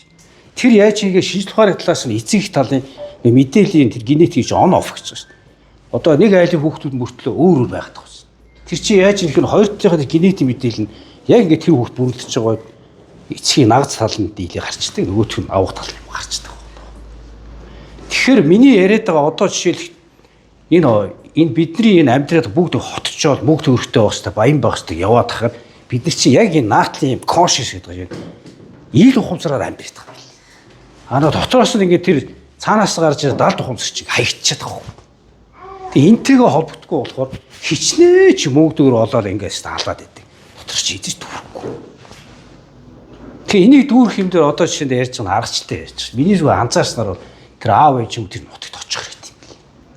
Тэр шүлэг хөвчдөг. Чи очихтой явах би яриад байгаа шин. Тэнд очихгүйгээр ч гэсэн үүдээ чи ингэ дотор чи хоосроод байл тэргээл зүгээр би шүүмжилж байгаа ш. Миний хувьд л яадаг вэ гэхээр энэ Монгол хүний генетик ч өөр бод шин. Бид нар яадаг вэ гэхээр бидний гэр чи байгаль ухдаг. Байгаль бүх юмний хариу байдаг гэж. Тэгэхээр зэрэг Монгол хүний хувьд бол зүгээр яг тэр аав ээж хоногт юм зорж ичдэг уц муцаа орчих байгаа тэр шүтэг хайраа очиод үзэх юм. Түр ганцаар очиж. Тэр зөөрө сүүр гэдэг юм очиж байгаа юм. Яг хүү нэрлээ ингэж үзье. Мэдрэгдэн ч юм. Мэдрэгдсэн бил шүү. Тэр чигээд өөрөө бүр уйлж шүү. Зүгээр ганцаараа ч гэсэн ингээд миний хэлээд байгаа юм дотор ч хоосроод ингэж тахим чи эхний ээлжин тэр хувь тавилангийн өгдөл үүд юм уу одоо далд хомсрох болохгүй мэдрэхэд бол байгаль очив. Тэгээ очоо уцаад авч байгаа ингээ яг очиод ерөөсөө очиж байгаа ной мотонд би энтийн нуруу шүү дээ. Очоод ингээ ороогоо зогсоор ингээ жоохон цаашаа явна шүү дээ. Бүрийнхээ үүрээр ийм сүнс амилтын гэл юм хөдөлдөг гэдэг чинь үнэн багт. Тэр энергийн өөр одоо өдөр амарцсан байгаа энерги ингээ тэр бүрийнхээ болох сэрэгдэн шүү миний ойлгож байна. Тэгээ яваа орж түрүү ярьдаг би агцгнаа л ингээ ус усаа цаашаа ямаар санагдал. Цос нэлээ хүнээс яар. Нэрээ хэл би нэрч юм аа ямар хар хуруу санаа авахгүй ингээ энерги авах гэж ирсэн юм. Би сэтгэлээ асуудал ингэсэн хэлээд үзсэн. Тэгээд 3 хоногийн дараа үзээрээд тэр газар 3-аас дээш яг очир хаагцсан байхгүй бол. Тэр чинь сэжил ухаанаар тогтооцсон би. Чи ялангуяа тэр төрсөн ээж байгаа нутагт очиж өөрөө нүдэнд харагчлаа. Аавраа бүрхүүлээд байгаа шин энерги бишт гимтчихэд тав. Тэгэхээр тэр нутагт очиж зүг авах тийм хингийнт уйлал ингэ сонирн болно. Тэгээ чи буцаа тэр ажиллаа. Гарчгүй нөхрөө араа хэрэлдээсэн гой харагдал. Үнэн баггүй. Тэгэхээр явж юу гэхээр амьдрал гэдэг чинь нүдэнд харагдаж байгаа харагдахгүй юмны зохицлын энергийг ойлголт байна. Мөнгө гэл ярьж чинь. Битэрээсээ ярьж чинь. Та ямар ч ашиггүй юм гэдэг. Ашиг гэдэг чинь ганц мөнгө шүү. Тийм боос. Ашиг гэдэг миний ойлголтоор ганц мөнгө шүү. Чи дуртай юм яг би 90 сараар болгоод өдийн наасанд ямар сахар маахгүй илүүдэлчин байхгүй амьдч гэдэг чинь хитэн төрөө бүр үлрэх ашиггүй. Тэгэхээр ашиг яаж харах ёстой вэ гэхээр чи дуртай юм ээж байгаа чам энэ ашиг гэдэг ганц мөнгө шиг маш олон энерги бүх юм орж ирнэ. Би үл тэгж бол манай залуу биш юугээрээ дутдаг. Тэгээ тэр ашиг гэдээ аваад чинь тэр талтай эрүүл амьдрал дуртай юм гэдэг чинь цагаан хантай болно. Хүсээдээс нугуур төр нүдэг чинь хитэн төр өмөр үлхэр үе багт. Тэгээ та бас тэгж бодох хэрэгтэй. Тэгэхээр яг ингэ бодоод ирэхээр тэгвэл би хувь завийнхаа өгдгийг барих нь нэрийн надад айгүй ашигтай биш олон талд бодож байгаа. Ганц мөнгө биш үү. Тэгэхээр хотын амьдрал чинь яг анзаарахгүй мөртлөө бид нар чинь нөгөө хүн гэдэг байгалийн амьтан байх гэдэг. Тэгээ байгаль руу ордог энерги цэнэглэгдээ эсийн түвшин бидний цэнэглэгдээд сэрэгдэг байна. Хотын амьдрал яадаг вэ гэхээр өөрөө анзаарахгүй мөртлөө энэ өрсөлдөө ингээл. Ингээ харахад тэр илүү харагддаг юм шүү дээ. Барьцах сэтгүүл чиний буруу шиг зүгээр. Нэрэл хоцроод байгаа юм санагдал. Тэр машин авч ингээ зээл авчдаг. Ясан дээр яг өөрийнхөө юм олоо ингэц үдэр зээл авахгүйгээр яг өөрийнхөө орлогыг олж байгаа. Зөв болоо эрг болоо тэр чи энд сая орлоготой тэр 10 сая орлоготой. Тэр зээлтэй ингээл стресстэй юм шиг чи тэрийг зөв шингээг өөртөө талархаад ингэх юм илүү ч ачтай ажилладаг байна. Тийм бооз. Тэгэхээр энэ хотын амьдрал чи өөрснөөс анзаарахгүй юм нэг өгөх. Зүгээр хэвтий гарч байгаа машины чимээ гадаа чи чимээний стресс гэж байна. Дээр нэг энэ өрсөлдөө. Иргэд өөр найс нэгээд хардаг. Дутуу овшоорох нэг юм хэлдэг. Тэгэл тэрэн дээр яах вэ? Өсөн мөнгөтэй бол баяр чинь тийм машинтай бол 300 болно гэж тавьчихдаг.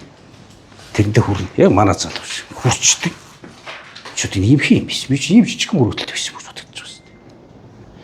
Тэгэхээр яг энэ асуудал дээр ярих гэдэг асуудал хийдүүлээ.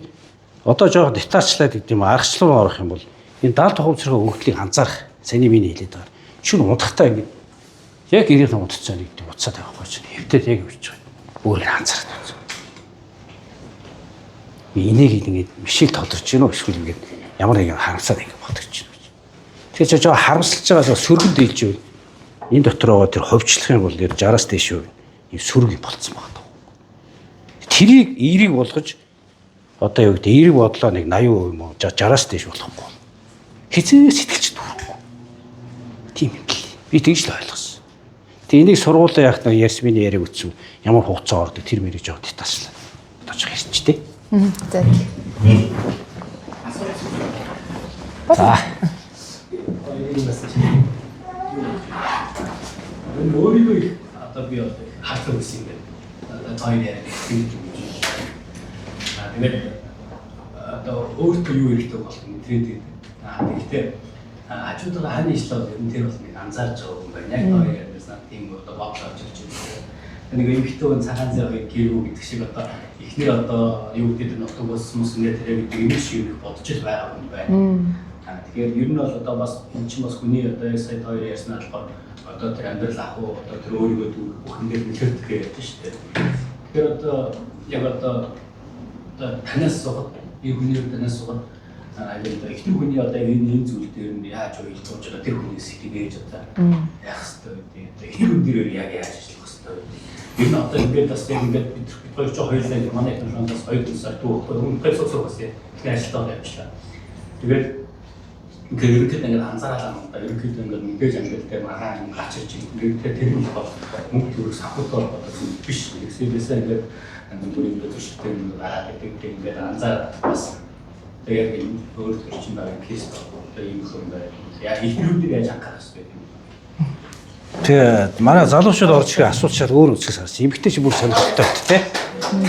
Тийм ээ. Тэгэхээр сая ярьлаа битүүр 19-ны насны зүрхтэй. Тэгээ буйна битүүр 13 жил юм сууж байхад үеийнхэн залуучууд хүүхдүүд хэлдэг шин. Хөгшин харин зүс энийг ямбиг авахгүй болно гэж. Одоо яг улам охин шиг болоод байдаг. Мөр одоо асуулт яаж бодтоор ярих гэдэг шин. Тэгэхээр саяны ойлгож байгаа юу гэхээр зүгээр миний зүгээр ойлгож байгаа хүний амьдрал бидний амьдрал чирээс хоногоорч явдаггүй. Нэг залуу саяхан над руу битсэн. Би архинаас гарах зүндөө үтсэг, эспрал ойл үтс. Гэхдээ таны яриаг үзчих миний юм л ойлго. Би архинаас гарчлаа бодож байна. Би уур жил бол би уухгүй цааш. Юу ойлгосон бэ гэсэн чинь хүмүүс ч ойлгохтой арх уухгүй. За өнөөдөр л би нэг сайн ухсч игээр мараас болиё гэдэг. Энд чинь яг гарын гэж байгаа юм эсэргээр нь байх шүү. Таны яриас юу гэж ойлгосон бэ? Би өнөөдөр л уухгүй гэж бодох юм би гэж. Тийм үү? Тэгэхээр өнөөдөр хийх ёстой гоо. Өглөөс ирээд орой унт хугацаанд тэгээ хийх юм тийш үргэлжлээ далд хомсод зүүдэн тэгээ шүн яваад байгаа. Тэгэхээр өглөө босоод энэ бүсгүүдийг би яаж харьцах. Тэрийг чи эхнээс нэг хөвшүүлж байгаа дадал болгоч явчихна. А буруу дадалтай биш гэсэн яг энэ далд хомсрын үйл тэр шиг өөрчлөлт шинээр бүсгэж. Эмэгтэй хүн энд сууж байгаа бүсгүүч биднээс юугаар ялгаатай гэж. Миний зүгээр ойлгосон эмэгтэй хүн ярих хэрэгцээ өндөр байна. Шинж ухааны судалгаа эмэгтэй хүн юм ярьж ойлгуулахдаа 3600 хэрэгэлдэг бид нэр 1200-ээр ярьчихдаг гэж. Тэгэхээр яах вэ? Энийг сонсох хэрэгтэй байна дээ энэ хүнийг. Сонсох хэрэгтэй. Би тэр одоо хөвчлөөд би өглөө босоод энийг гарынхаа копиг чамд. Тэгээ 3 удаа цаас сууж 30 минут. Доотлох 30 ярина. Ярианы хувийг аваад чинь 80% ярина. Би 80% сонсоод 20% ярина. Тэгээ ярьж байгаа эмэгтэй хүн ингээд яриад тахаар тэр хүн сэтгэл юм хурдан юм шиг. Нэгдүгээр тэр. Хоёрдугаар тэгээ харахад ингээд хилхилдээд яваад байгаа юм шиг үстэй. Өөрөх нь орон зайг нөхөх хэрэгтэй. Би тэр нэгнийхээ орон зайг өгдөг. Би дуртай юм ин, буйна дуртай юм. Буйнагийн дуртай юм өгдлийн үг гэхээр цаанаасаа төрөлхийн юм сурах гэгээр юмны учир болох юм өгдөлт. Одоо нэгдүгээр ангиас ховдын дээр математик олимпиад бүгдийн алтан медалийн цуглуулаад юм зүгэр дүүр медаль байдаг шин. Тэгэхээр энэ хүний хөвчлэн юу гэхээр шин юм сурахаар баярлдаг. Тэгэхээр би яг ч тэр хүн шин юм сурах гэж байгаа юу хэрэгтэй вэ? Энэ үе сэтгэлийн тайван байх хэрэгтэй. Тийм бооз. Тэгэхээр би сэтгэлийн тайван байлгах. Тийм л сэтгэлийн тайван бол хамгийн ихний арга бол нэгдүгürt сайн сонсох хэрэгтэй. Тэгээ хоёрт хамгийн чухал юм урмын өгөх хэрэгтэй. Ер нь ингээ хүмүүсийг аваад үзчих бидний монголчууд дэлхийд дээр бүх хүмүүсийг гэж байна. Хүн болгон ийм оршин байгаагаа энэ үн хүндтэйг мэдрэх мэдрэмжээр өсөж явдаг. Тийм учраас өгсчүүлж одоо тэгэл төрдөө өсвөлнөр өхөө атгүй гэдэг чинь өөрийнхөө төр оршин байгааг мэдрэх гэдэг. Тэрийг өссөн байна. Бид нар ч яг адилхан. Тэгэхээр нэгэндээ урмын өгөх. Тэр чигээ хилээд хөвшчихдэг. Тэг манай ээж хүртэл асгүй. Та яриг чигээ яриг нь харсан чи нэгнийхээ дөгөөгөө л хөөргөд хаад хэрэг. Тэг миний ээж бүртлөө тэр чи яг аавтай харьцсан төр байхгүй би гэдэг. Оол мэдээ судлаа тэр чамаг бол хийг хөвшүүлсэн баг. Тийм боо. Тэгээ наад цаан сайн ялж байна. Өөдөл 33 жил нь болцсон. 4 сар төрсөн нутагт би очиод давхар бас 90 хүнд өсөл биш. Ханийга төрсөн нутагт очиж үлдчихтэй нэг бүтээл бохол хичээл гэж бодсон. Хүслийг илүүсэн. Нуурын өндөр сайхан байшин бариад хичээж мөн түүхэнд байгаа өдөр засаг дараа хэлж байрсан. Ховдод өвс өдийн төв байгуулсан. Тэгэхээр энэ үчиж дотор баярлж байна. Баярлуулах хэрэгтэй. Тэгээ жижиг энийг хизээ их өглөөс ирээ орой хооцсон. Тэгээ орой яг унтцаа би бол одоо бүр хөвшил олцсон бол эхэндээ яадаг гэсэн бодож байгаа бодлоо би хувилдаг байсан. Одоо наад захын уцаа авах гэж та нар харахаар хэдэн цаг орсож гараад ирж байгаа юм. Facebook хэдэн цаг орсон. YouTube тий. Тэрийг харж байгаа. За би хэдэн өн сүрэг юм утс хэдэн өн ирийг утс. Тэгээ дийлийнх нь улс төрмөр ингээл янз янз юм тийм үтсмэ тэрийг багсаал яваад. Тэгээ чи багсааж байгаа эрг болоод ядаж энэ хүнд итэх хөл хэлж байгаа. Тэр өглөөс ирээд орой онт хугацаанд саяны юмнууд хийгээд эхлэв. Гэж явчихдаг болгож байлаа. Тэгээ одоо энэ дээр яг ярих юм бол би урдлын жишээ дээр ирчихсэн. Нэгэн тогтцсон одоо эхнээсээ гэл хоорондоо хийг гарцсан юм хүмүүс олон жил болсон. Яаж өөрчлөх вэ? Тэрийг өөрчлөхөөс хамгийн шилдэг арга хоорондоо шудраг ярьчдаг. За очиод сургалтын суусан чи ерөөл төвшин боён тогтох нь хүнтэй найлыг хоёроос хооронд чихтэйгээ эвтэй юм уу хэрэлдэж үзье. Нууцны юм уу сонирхсондаг юм ярьж. Тэгэхээр хоёулаа хэрэгжүүлээ минь. Би өөрийгөө чамдаа би орноо хилтгүй би. Тэг өглөө босоод орой хуцаас ажил мажлыг чам ерөөс сонсдгүй юм. Уцаахол яж тийм. Тэгэхээр өнөөдөр сүүлийн хичээе би хийж. Тэгээ миний айж гэсэн бас энийг ойлгохороо гэж хэлж байгаа. Уцаад ихний хэлсэн 10,000 сонсож байна. Тэгээ энэ дээр чи одоо би жишээ нь олон жилийн харсан. Дэл Карнеги ном дээр байдаг шин. Өөрөө ингээ сайхан харилцаа төгссөн илдэг харилцаа үүсэх даалгавар авдаг. Залуу яасан бэ гэсэн чи 40 орчим насны залуу өглөө босвол шүдэ уух ингээ харсан жил хачин царайд хөмсгөө загтсан байж гэж. Эргээ бодсон чи их нэртэй анх танилцж байхдаа аюу гой дурлсан үед нэгэндээ хайртай цэцэг мэцэг өгөө гой өгөөлө хайртай мөр очиж байхгүй болсон. 10 хэдэн жил бүхэн ингээл гараад ирдэг ихнэр нэг өндөг шарсан бол хамаа мэдэл ингээл гараа авч хардаг ч юм. Тэгвэл яг саяны арга хэрэгсэн бид. Яг нүүр гараа гоочроо өөрөө гэсэн инээгээд цааш инээш үг өөртөө нэг оргот. Сайхан авар миний хайр үзсэн гэж. Тэгээ ширээн дээр суугаад хийсэн өндгийн ингээд breakfast гэдэгээс суусан чи. Тэгээ Карнеги хэлсэн бид. Та гинт өөрчлөлтийг их чинь жоо гайхаж магадгүй шүү гэсэн бид. Шин чи таны гайхна гэдэг чи гүү тэрнээс аймаар очиас чи ихнэр бүргээ зог туссан гэж. Би ч шууд орог сохтуу байна гэж сөдөрч юм шүү саас гэж. Тэгэхээр хэлсэн юм бэл. Яг сайн ярьсан. Би харилцааны явж байгаа маа. Тэгээ уг нь карьер бариа өсгөх олон юм гоо ярьдаг бол хийсэн чи.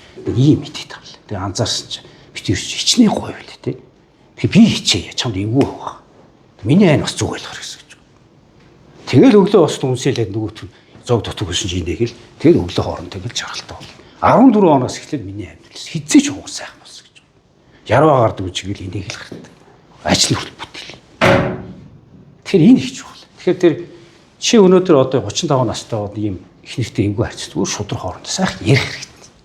Ингээ хийчих. Тэгээ үйлдэлийг бол яг хийхэд бол акшн гэдэг ба тэрийг хүмүүс анзаардаг юм. Шууд өөрчилчих гэдэг. Чи өнөөдөр би тарган байлаа гэх чинь чи өглөө бас бүгд таран болчихгүй байна. Тэр чинь 100х нь муу зуршлаг өдөр болгоны нэг өглөөсөө орой удах буу сонголт гэж байгаа шүү. Тэгээ буруу үйлдэл хийсээр юм болчих. Тэр шиг өөрчлөгч байгаа их 100х хийх хэрэгтэй. 5 минут. 5 минутын маргааш ажилтгаа ихний төрөл орсон. Өө чи хичээж явах хэрэг хэрэггүй. Нөгөөдөр дахиад нөгөөдөр юм 2 хоногийн дараа суугаад оролдоод тэгэхээр чинь нэг мэт тогтчихно. Ингэж тариулъя. За юу вэ? Эхлээд нэг бяцлагтаа явчаад тэгээд дахиад асууstrаа гэх үү? За одоо хэдүүлээ болохоор аав ээжийн нутаг ус руу очисон хүмүүс байна уу ер нь? Очиж харж исэн. Ядаж зургийг бас харж исэн баг тий? Энэ тийм ч юм уу тий?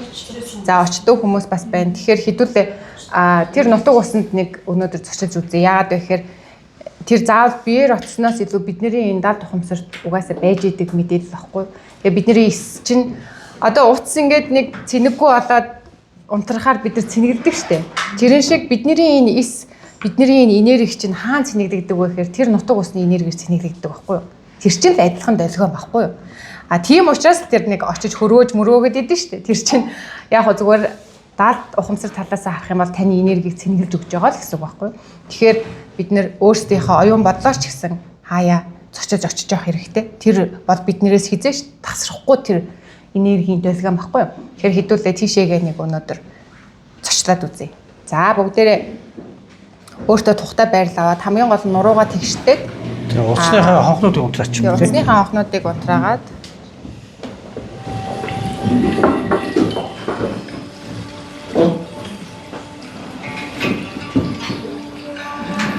энэ сонсогч байна уу танарт?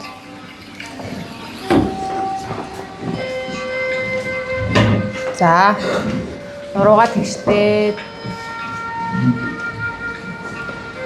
За бүгдээрээ нүдээ анчи хоёр гараа бас тэгшлээд хоёр өвдгөнээрээ тавиад нүдээ анаад за гүнзгий амьсгал хамраараа авъя. 1 2 3 4 аль болох удаанаар амьсгал аваад гаргахдаа амаараа яг лаа үлээж байгаа юм шиг 6 тоолоход гаргая шүү. 1 2 3 4 5 6. За энийг нэг 5 удаа давтъя. За хамраараа гүнзгий амьсгал авлаа. За амаараа удаанаар 6 тоолоход гаргая.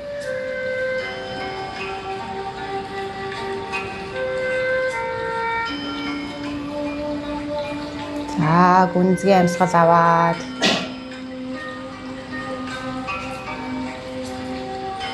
амаараа удаан гаргая.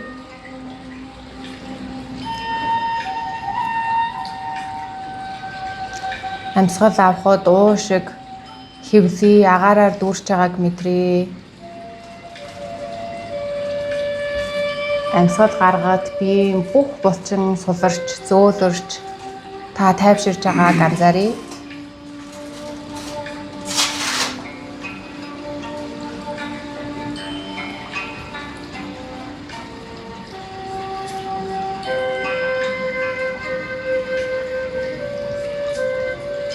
Та яг л агаарт хөвж байгаа юм шиг, усанд хөвж байгаа юм шиг бүх бие сул болсныг анзааръя.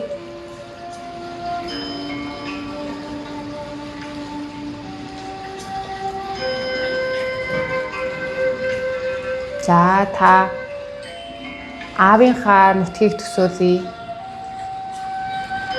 Уул ус, ургамал амтан,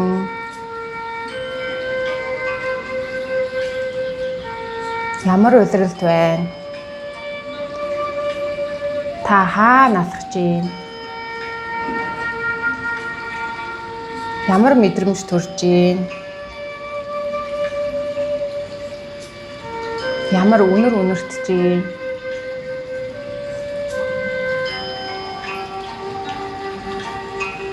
Хөл доор гიშгэж байгаа өвс ногоог анзааръя.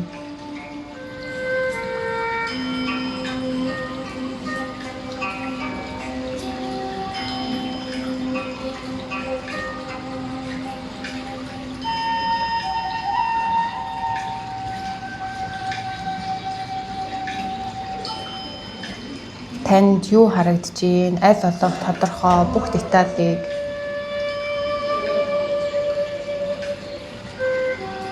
хараад та бүтэн эргэж үзье. Таны эргэн тойронд юу байна?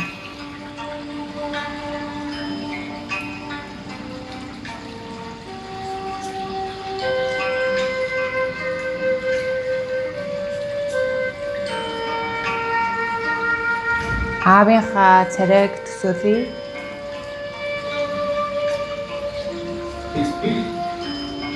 Аавынхаа аав ээж өвөө эмээг харъя.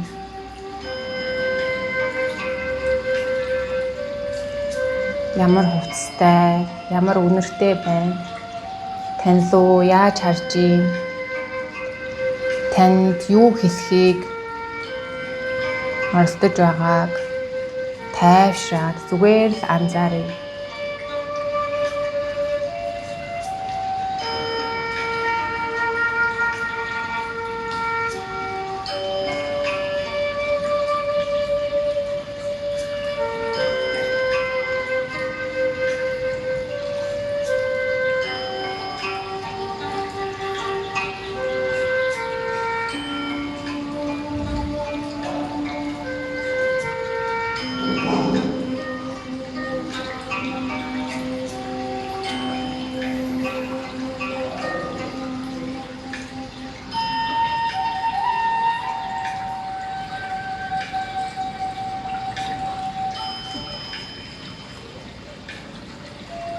Аавыгаа тэврээд энэ хорвоод хүн болгож төрүүлсэнд нь үнэн сэтгэлээсээ талархъя.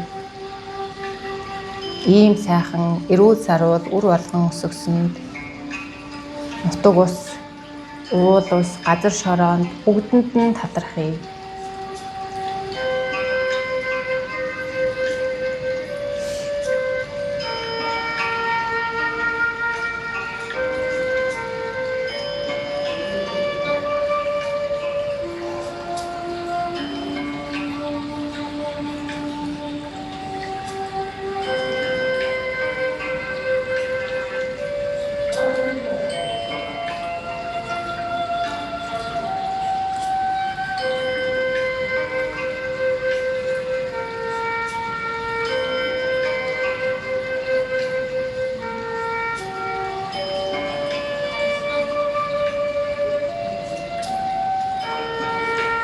За одоо гүнзгий амьсгал аваад хамаараа удаанаар гаргаад Оюун бодлоо ээжийн нутаг руу шилжүүлээ. Уул ус, байгаль, газар шороо ээжтэйгээ хөтөлцөөд тэр сайхан нух хүндий байгаль дээр хүл нүцгэн алхаж байгаагаар өөрийгөө төсөөлье. Ямар өнгөтэй байна? Ямар цаг агаартай байна? Ямар салхи үнэртжээ? Ямар хувцастай байна? Бүгдийг зүгээр л анзааръя.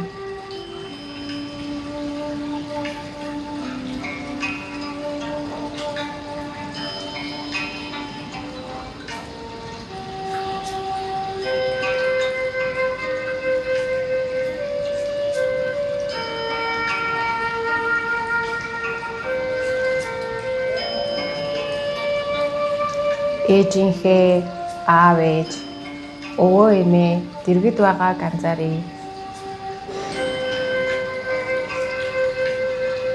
Тэд ямар хувцастай, ямар үнэртэй,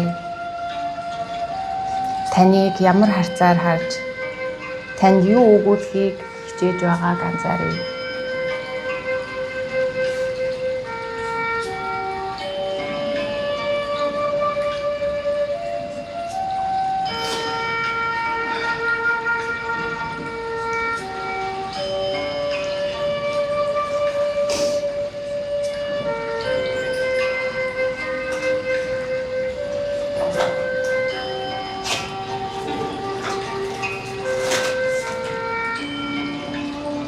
Ээжтэй маш их талархаж тэврий.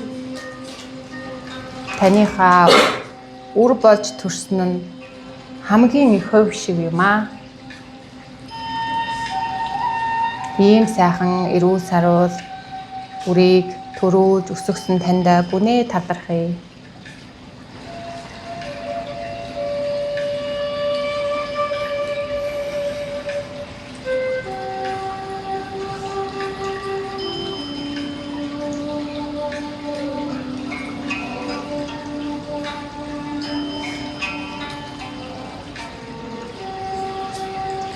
Өвөө эмээ, нутаг ус, уул, байгаль, тал хүндий, наран, саран бүх зүйлд үнэн сэтгэлээсээ талархъя. Миний эд эс бүхэн таны нэгэн хэсэг үлээ.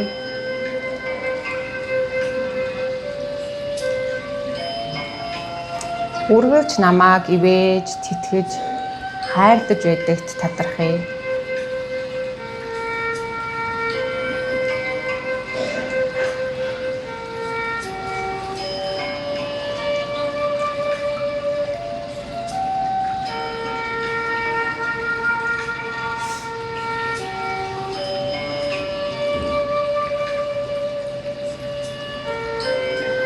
За хамраараа гүнзгий амьсгал аваад хамаараа 6 тоонд гаргая.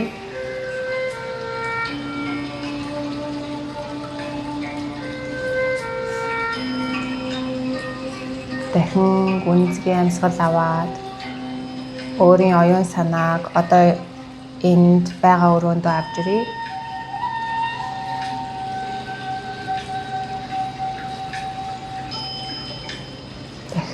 Гүнзгий амьсгал аваад хамаараа гаргахдаа бэлэн болсон үедээ нүдээ аажуулнаар нэгээрэй.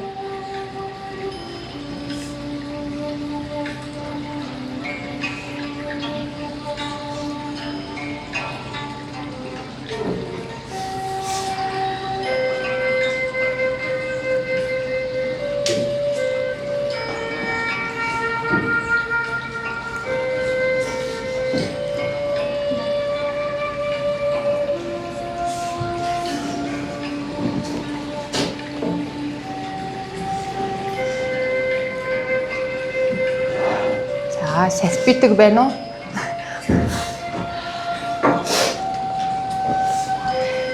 Нэгэндээ дамжуулчих юм.